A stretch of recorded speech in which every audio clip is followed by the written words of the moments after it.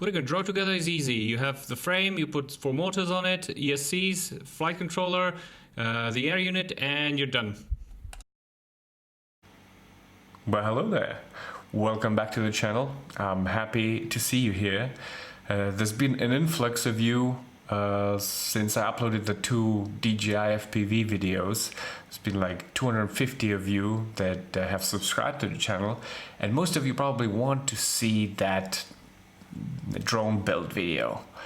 Unfortunately, 2 prominent channels, which I'm gonna link below, have uploaded exactly that, a drone sporting the DJI system that's easy to build. So that's a bummer for me. However, I have another build video that's gonna be showing you how to build this guy, but that's pretty much the same thing as what the other channels are doing. They're focusing on having an easy to build frame specifically for the DJI system, but it's a heavy frame, and it's around 700 grams all up weight with the GoPro and everything, so it's meant to be your filming setup. However, since you're interested in building your first drone, I suspect that you're expecting it to fly at least similarly to the flying cameras that DJI sells, or you may expect it to be slightly harder, but pretty much the same thing. You're expecting your knowledge to help you. However, that is not the case, and I think what you need is to build a training kit. So it's going to be a very light setup. It's not going to be slow, it's going to be very fast, in fact. And it's still going to, it's a 5-inch, so it's still going to be able to carry a GoPro and be used as a filming rig, except you will have to upgrade the battery, and that will make it closer to the actual thing, which is like more efficient to be carrying higher payloads. But the way it's set up for training, it's going to be light, and it's going to be unlikely for you to break it or do damage to other things. And I think you should start looking at simulators, which is probably some video that I might do in the future, but let's start with a build. But do note that it's a build that's focused not only for ease of building the quad, but also for flying and training on it. So let's get going.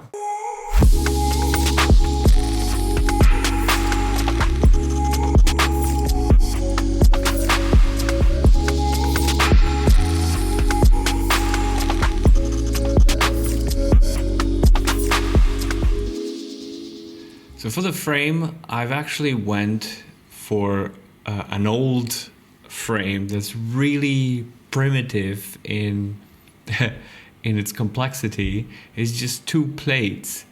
It's very simple, it's inexpensive. The frame itself costs, like with all the spacers and screws and everything, costs like $35. There's many knockoffs, so please do buy it from the maker itself to get the real thing.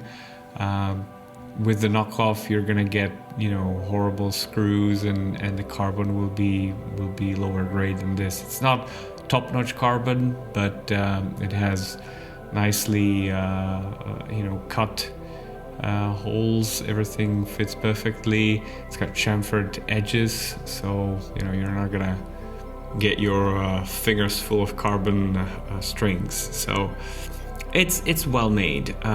I'm actually reusing an old drone here, so you're gonna see me use old parts. I'm using really simple spacers here.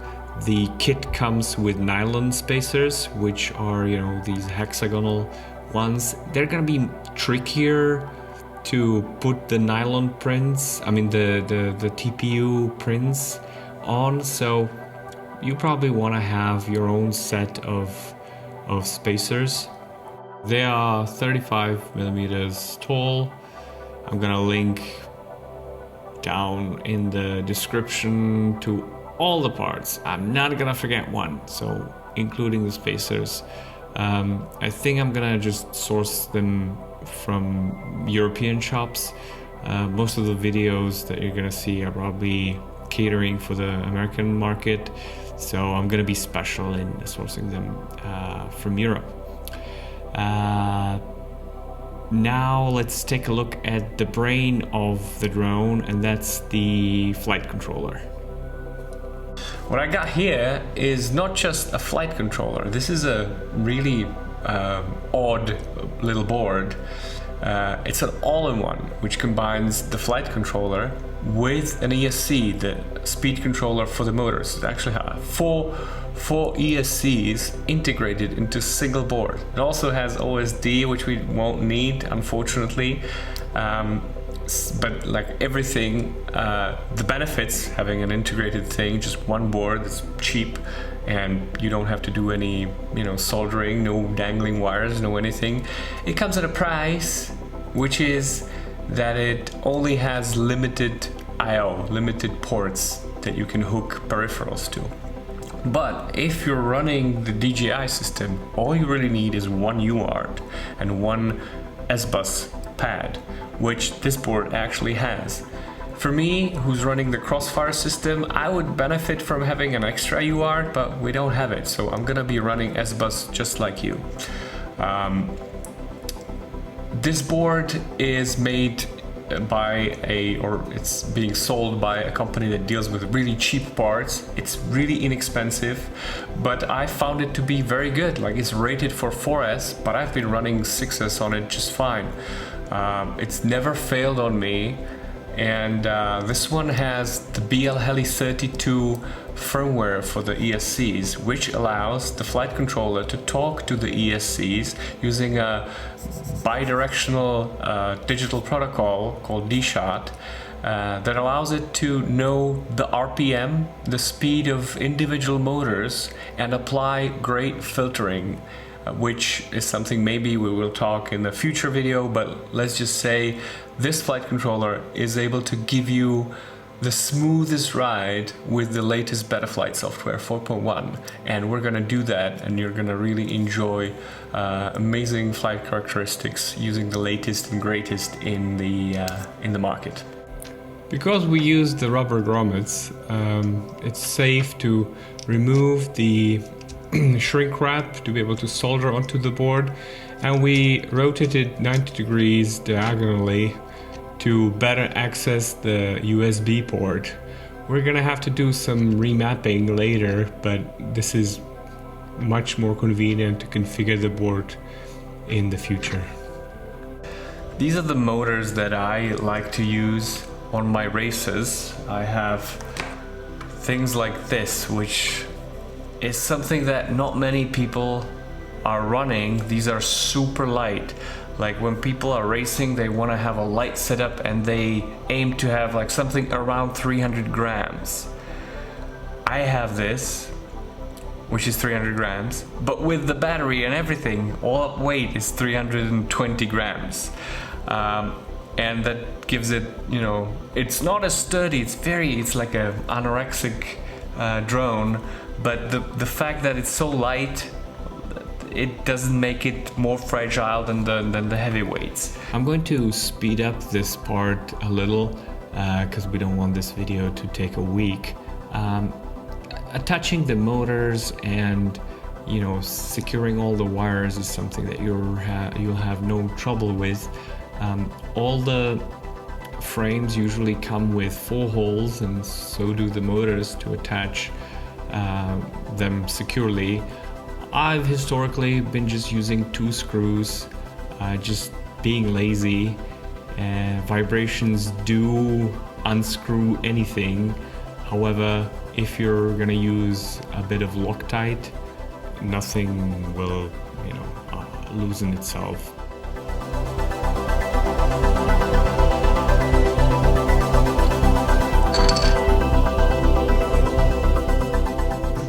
Now comes the time to shorten the wires so they fit perfectly. Usually you don't want to cut the wires like completely tight, because things flexes upon impact, and that's where the wires can pull on the printed circuit board pads and break them out, which is a big problem that happens all the time. You got a perfectly functional board, nothing burned, but you just stripped the board out of the metal contact, and there's no way to rewire it otherwise. Sometimes you can use like some component like a resistor to solder to, but many times it's just impossible to use the board anymore because you've stripped the pad. So what I like to do is just measure the length and then use like a little loop behind or under or over the board to have some slack so that stuff can actually move a little.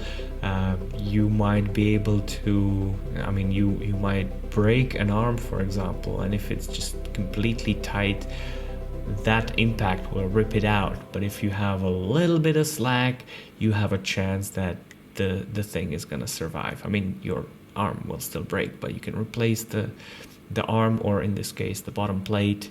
By the way, replacement parts are available.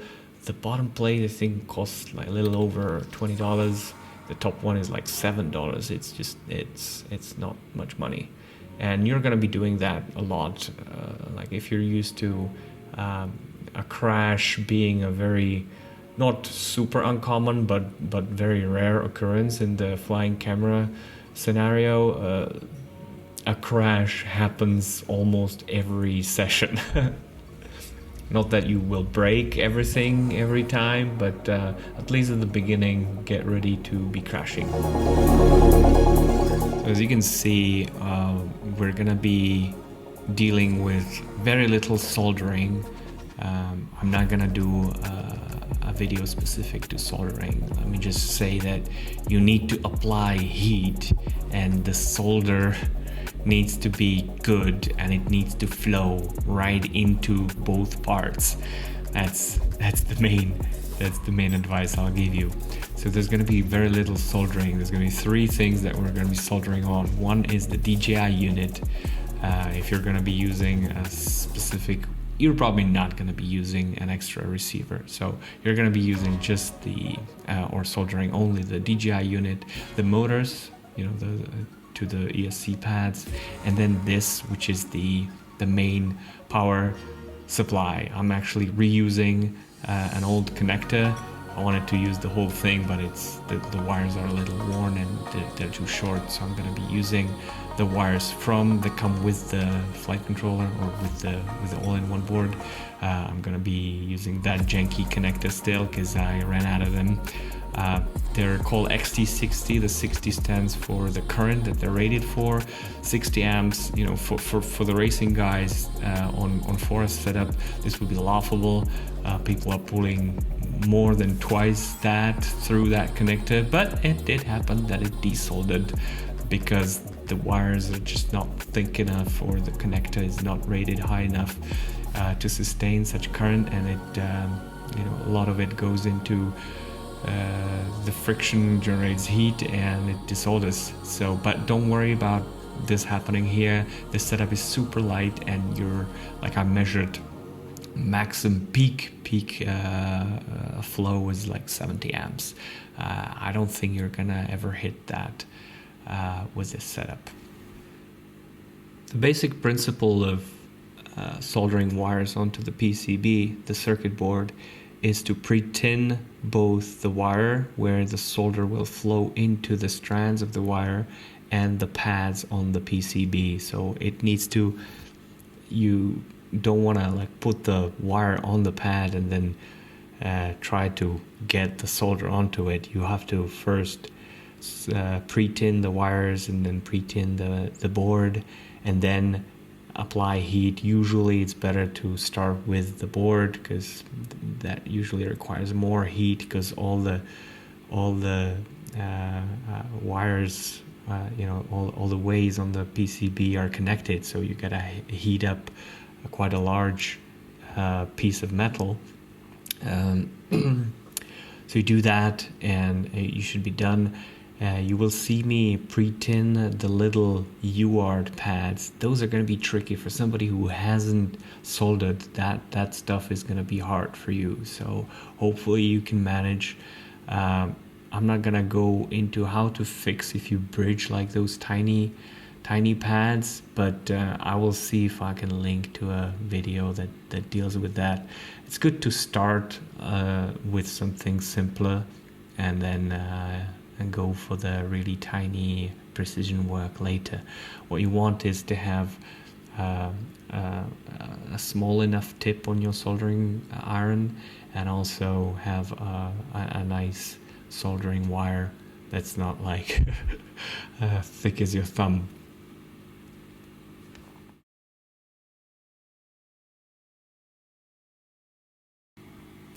Here's me measuring the length of the main power source cables. I want to run them slightly longer and attach them to the arm, because that's one of the common causes of destroying either ESCs or PDBs. So, they're not used anymore. There were power distribution boards just getting the power to the ESCs, so either the flight controller or ESC main power, because during a crash you would get the main wire pull on the PCB pads and rip them out, and rendering your flight controller or ESC useless. I already mentioned it, but it's really common. So just attach it to the arm or the frame, and you're gonna be fine in case of a crash. Now here we are with the whole visual system, plus for many of you the radio control. The manual included in the air units, which also includes the antennas, by the way. So it's pretty short, but it does have a pinout on the cable that comes with it. You have the power source. In our case, I'm going to attach it to the main battery voltage.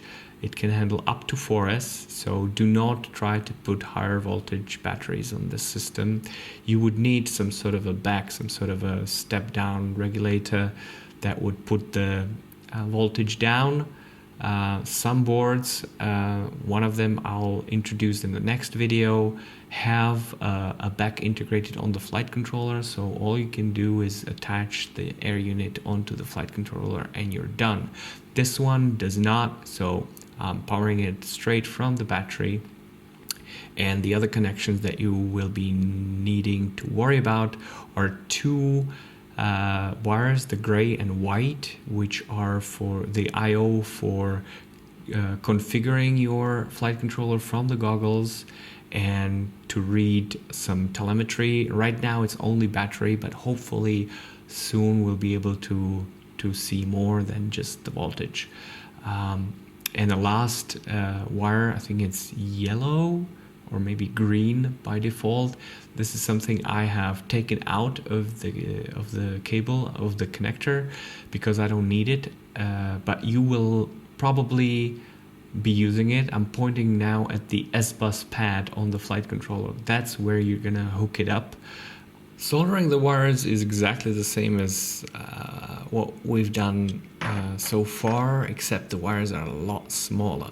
So when you're connecting the red and black wire, which is the VBAT and the ground, onto the big blob of solder, I usually just add a little bit more solder to heat it up better, to get more surface temperature transfer, and then just put the pre-tinned wire into the blob and let it cool down again.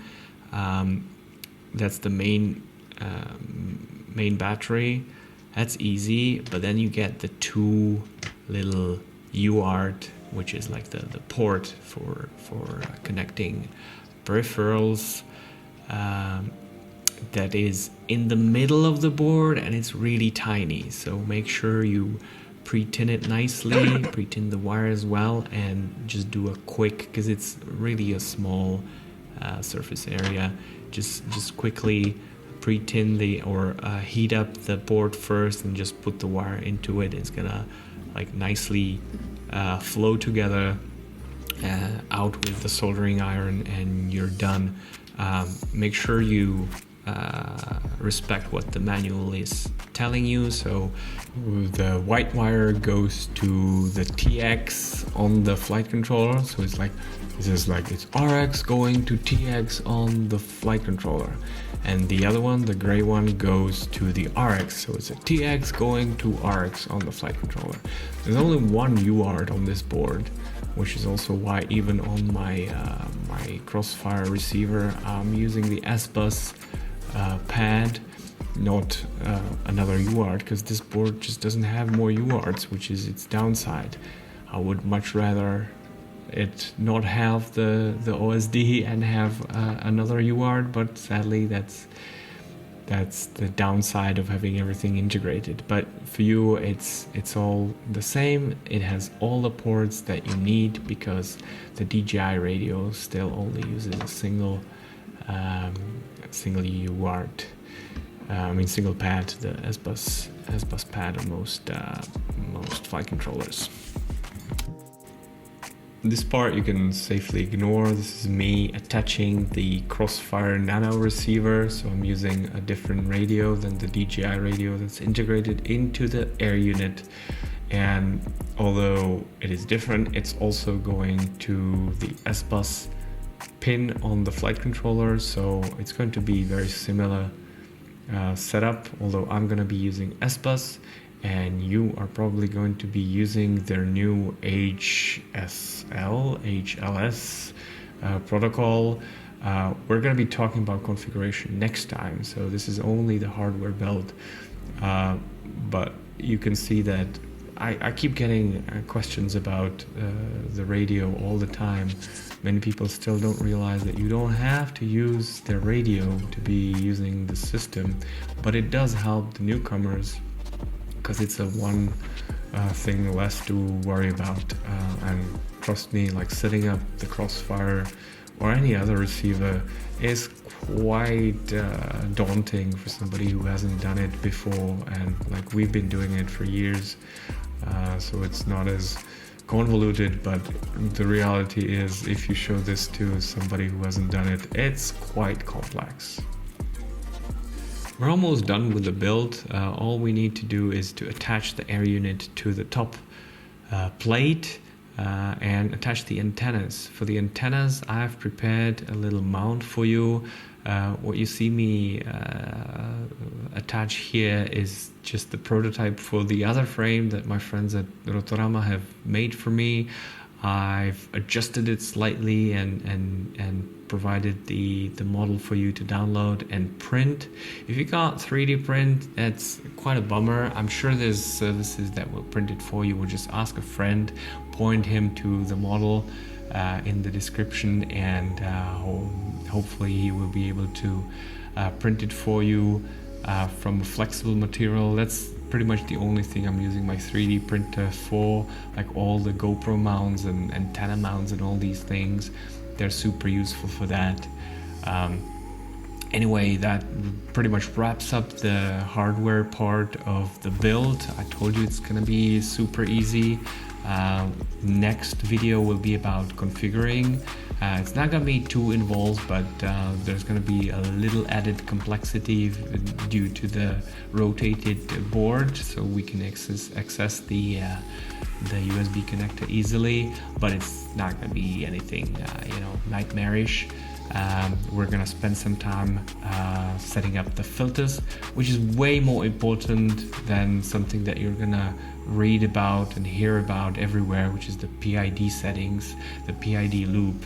And trust me, you really don't need to fiddle with that stuff at all. Like if your flight controller is well mounted, there's no vibrations going into it, and you set up the filters, which are way more important, your quad is going to fly just perfectly.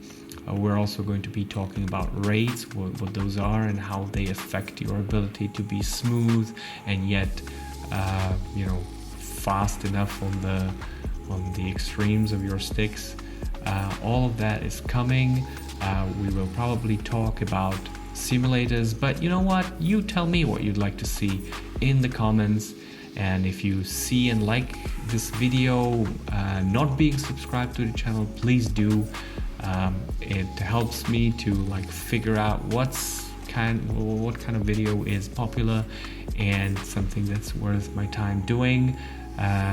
Anyway, thanks guys, and see you next time.